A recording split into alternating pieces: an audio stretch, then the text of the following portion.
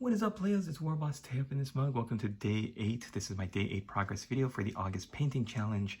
And if you are looking at your calendar, you are absolutely right. We are getting towards the end of August, but I am trying to pump out enough content to fill up all 31 entries. And boy, do I have a lot to share with you guys today. First off, right off the bat, every affiliate link that I'm going to share with you down below is going to support the studio. So if you do feel like checking out any of the links that I lead you to, then please know that you're supporting the studio, and I appreciate all of your help with that. Okay, I have in front of me the Drukhari Boarding Patrol. Just about finished. I highlighted the skin back up. I brought out the highlights in the body armor as well as the body suits. I did the hair. I highlighted the hair back up, as well as doing the black bands for the hair, the tie, and the bone colors for the bone. And I'm really pleased with how they turned out. I'm gonna call the witches done. And I'm very, very happy. That I think the agonizers, that bright blue, electrifying blue, is a nice contrast to the rest of them. And I'm glad I finished painting them up because I've got some Artel W miniatures, some witches that I'm going to be unboxing. And if you'd like to check those out, you can click the link down below in the description. It'll take you to them. I'm going to be doing the unboxing video for them right now, so you can compare and contrast them. But I just think right off the bat, the quality to the Artel stuff is just head and shoulders above the Games Workshop miniatures. I mean, these were done in 2010, so the Artel miniatures are a little bit newer, but just the fact that they do this such beautiful quality in resin. Here, some other progress I'm going to show off is the Supreme Gladiator Mistress Maevia. This is Artel W miniatures figure, and I'm going to link that below as well if you'd like to pick this up for yourself. It's only $22 American when I click on the website. So depending on where you are in the world, hopefully the prices are not that unkind to you. But if you consider this model compared to the Lilith Hesperax, which she is a clear, I guess, take off of, an alternative take because of the big hair with the hooks and the chains, then I would rather have 2 of these and then build one up like stabbing the orc as if she's in battle, and another one where she's just flipping through the air. You can build one of these where she's just flipping on her hair, like doing a little tornado move. I decided, of course, to go with the orc because I think that looks much more fun to do. You could also build her where she's covered up like this, and there's also a topless version if you want to build your Dark Eldar a little spicier, which you might have seen because I've already done one of their Dark Eldar figures. I'm not going to show it because I don't want to get age restricted on this video, but the Artel W miniature line is fantastic. I added a little bit of Uhu glue. I don't think I'm very good at using it yet. I'm going to need a little bit more practice. But here's what it looks like. I had to buy it off of, I had to order it off of Amazon because there's no place around here sells this. And I had to use it for the first time. I had a great time using it. For the blood effects, you can either use blood for the blood god, but I use this stuff from Green Stuff World, True Blood, Fresh Blood effect. Also, you could use Tamiya Clear Red. That is some of my favorite wet blood effect that I've ever used. It's this glossy red paint, and it's just beautiful. But this is the Orc and Supreme Gladiatress Maevia. I'm doing the tutorial for Dark Eldar hair right now. As you can see, I've been letting the wash dry before I go back and work on the highlights. So that video should be coming out pretty soon. But I mean, when you compare this to Lilith Hesperax from Games Workshop, I think she looks more graceful, more beautiful, more just well sculpted and well put together. All of her proportions look nice. She's muscular without it looking like broad-shouldered and beefy. She looks like a lithe dancer acrobat rather than the Lilith Hesperax. To me, looks like a linebacker. She's really bulked out, and I think for what Lilith Hesperax is supposed to be, I don't think that's the right direction. I think all the witches should look a little bit more graceful and lithe, like ballerinas, like ballet. They're doing like a death ballet dance around the battlefield. And leave the bigger, broad shoulder, beefier ones to be Cabalite warriors. I think that's the way you should do it. But look at how graceful she is in her, like her pose, the lines of her body, the way she's balancing herself. I think this is just such a beautiful model. Okay, so enough talking about her. If you want to get her, putting a link down below to the RTLW site so you can check it out for yourself. And here are the Drukhari. This is, like I said, this is the boarding patrol. Now, I'm going to put a link for this below in the description, but you could also get the combat patrol, which is going to give you 2 raiders, which is like their transport vehicles, as well as, instead of witches, I think those have 20 Cabalite warriors. So the price is a little bit higher, but considering you're getting 2 transports, incubi, which are really good in this edition, and then the Cabalite warriors, which are going to pack a lot of firepower, it's just a little bit more expensive than the combat patrol box. I think it's a great deal, so check it out. And I think Amazon, I was able to find it even cheaper than what I've seen it priced at my local store. In fact, most of the things that I'm sharing on Amazon, all of my affiliate links in the description, for me, I've always found things that are cheaper than retail. So when you click on it, it's I have it set up so my affiliate links reroute you to wherever you are in the world, the most comparable Amazon vendor that sells you something similar. So if the savings are not as great as I'm finding, then I apologize for that, but it is the closest that I could find, and I do hope you get some really, really good savings, because let me tell you, boy howdy, it sure is difficult going to the hobby shop and ordering directly from Games Workshop. I'd rather not do that and save some money and spend it on my family. So here is the boarding patrol. I'm going to call it done. I am finished, finito. Started with the succubus, knocked out the incubi. I did the blades tutorial for the incubi blade. You might have seen it. And then today I finished up the witches. So I'm debating whether or not to do some kind of basing, because my goal is to sell these on eBay. And if it's going to a Dark Eldar collector who already has an army, I don't want to, you know, give them all of this with a different basing that won't match their army. So I don't know. Would you prefer that I do basing, or if, like, say if you were going to order these from someone or order them online, would you prefer them to have basing already done, or would you prefer to do it so it's cohesive to what you want? Let me know in the comments. All right. The hero of Hobbyton, the patron I want to showcase today, is Dicey Guy. Dicey Guy, who's been supporting my channel since 2020, sent me this. You might remember I did an unboxing from Dicey Guy. He sent me a care package, and included with them, with all the models, which I wasn't expecting, is this Bretonnian questing knight. And I'm going to be painting him up. Not much to show for the knight himself. He's a metal model, which I really missed painting them. I feel like the weight is really nice.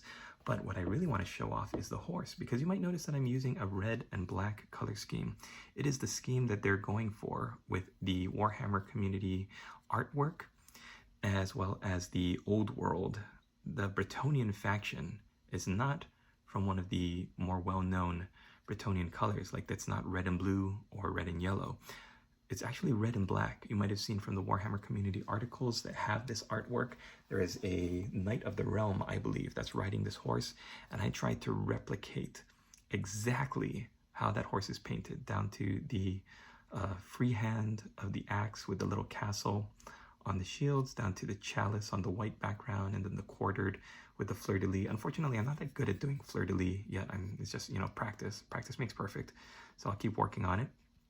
Then there's like a gray border to the horsey blanket, and the horse itself is dark brown fur. So I'm very, very pleased with painting this up. I had a lot of fun being able to copy the artwork. It was really good. And now I get to work on the knight. I'm actually also working on his Hero of Hobbyton miniature, which is right here. So for the Heroes of Hobbyton game, he's represented by this knight. All of my patrons are represented by a resin figure. You might have seen I've already showcased Michael Motzi, Play It Painted, Dr. Torlin, and Mr. Sprinkle. This is going to be Dicey Guy. He's a work in progress. I haven't really touched on him too much. I'm kind of blocking out in my mind how I want to do. The blue and the green colors are for Gondor. He sent me some reference art, which looks really good. Lord of the Rings, Rangers of Gondor have this color scheme. So I'm going to replicate it for this knight.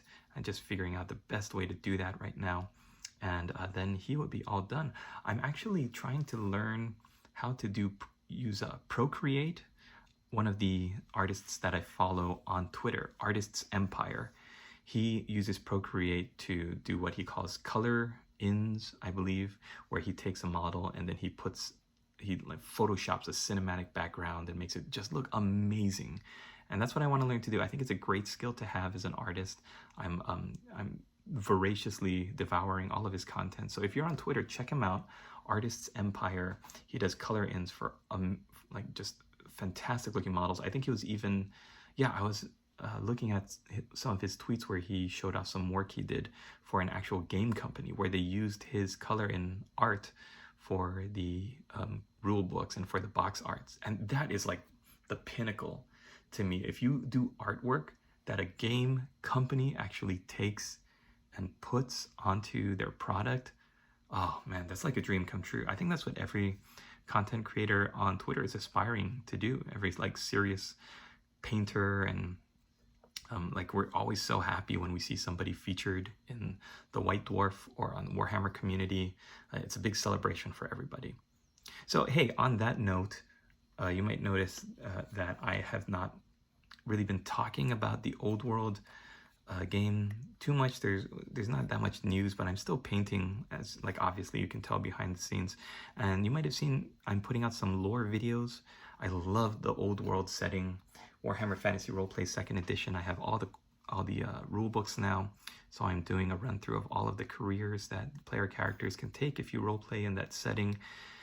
I just love it so much, and I don't know if I want to build up a whole army of these. I know they're going to have transfer sheets that you can use to replicate. You don't have to freehand the Bryan color scheme that they're going to be going for, but it's just nice to be able to do it, knock it out yourself. Like if the heraldry for this, the Bryan faction was like a griffin spitting fire and climbing over the corpse of, a chaos demon, then there's no way I could be able to do that. But simple stuff like this I think is achievable for new hobbyists and painters as well as more experienced ones. It's good practice.